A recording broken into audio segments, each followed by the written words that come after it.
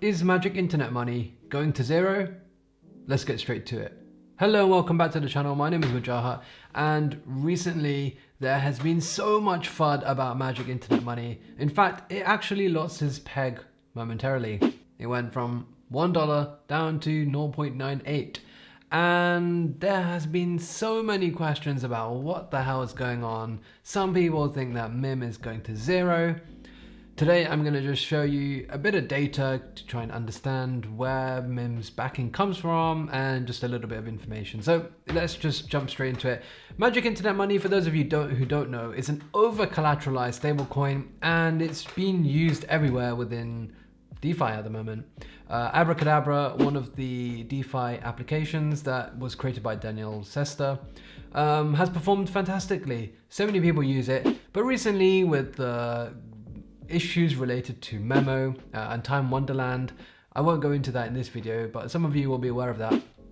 There has been a lot of FUD about Magic Internet Money, and in fact a lot of whales, especially on Curve, have actually removed their liquidity of Magic Internet Money or sold off their Magic Internet Money into other stablecoins, and that has caused a lot of selling pressure on MIM, and as a result it did actually lose its peg. Now if we go and have a look at the Chainlink oracles, we can see that it's pretty much okay. I mean, it's at 0.993.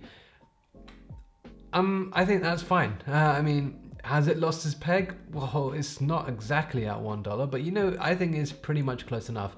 And I don't think that that's anything too concerning. Now, if we have a look at the price history, here you go. This is where people were getting really concerned. It didn't just go to 0.98, it went to 0.97. People were getting really concerned at this point, you know, because the peg had lost, and you know, people were saying, well, if it goes this low, then what's stopping it from going even lower? Why are people, you know, not selling it? Ultimately, the stablecoin works because of arbitrage, and what happened was that when things got to this low of a price, you know, I'm talking, this is almost a 2.5% discount. Well, people were able to pay off their loans, and as a result, people are buying MIM, and yeah, it works out better for them. Now, let's just have a look at the tokenomics a bit, because I think it's really important to kind of understand. So if you can find all this information yourself on the Abracadabra documents, but there's a document about the MIM price peg, and it kind of tells you how MIM, the stablecoin, can remain to peg with both scenarios where MIM is above $1 and MIM is below $1. And you can see that essentially if MIM is above $1, well, they might trade it for other stable coins, and if MIM is below $1, people who are on Abracadabra utilizing their protocol will probably repay some of their debt because it works out cheaper for them. Now, MIM itself, people are worried about it because people are like, well, what is it backed by? And here is a nice chart that kind of demonstrates exactly what is backing MIM. So we can see that there's a lot of UST, there's some wrapped memo, which to me is a little bit concerning, but I guess it's only 10%. But then we've got some really strong assets in the form of Phantom, ETH, Yearn Vault Phantom, we've got some Curve pools, and I think overall it's pretty good. I think what's great is that some of these assets are used as yield bearing, and so what we're finding is that the actual collateral of Magic Internet Money is actually increasing quite a lot. Now, this is over collateralized, so you might be asking, how much does all of this add up to? Well, it's about $3.7 billion, and what you'll find is that MIM only has a market cap of 1.9 bill, so it's really over collateralized, and I think that gives some element of security there as well.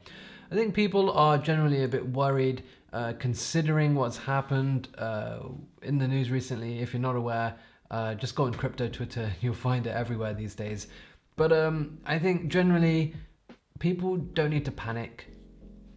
Look at the data, research it yourself, and you'll find that things are generally okay. Now, do I know the future? Absolutely not. Do I know how things are going to change in the future? I have no idea. You always have to do your own research and check these things out to make sure that things are okay. But in my opinion, I think, look, it's regained its peg fairly well. I don't think there's anything to panic, any reason to panic, sorry. I don't think you need to sell off your Magic Internet Money on some of these random DeFi protocols for a 4% loss or 5% loss. Yep, if you're really worried about it, yeah, go change go and swap your MIM for something else, but I don't think you need to panic about it. The data is all here for us to see. Let's see how things change in the future. That was just a quick update video where I just wanted to show you a little bit about MIM and what it's backed by essentially. So that's what I've got for you today. Smash the like button, subscribe to the channel, and I'll be back with another video soon.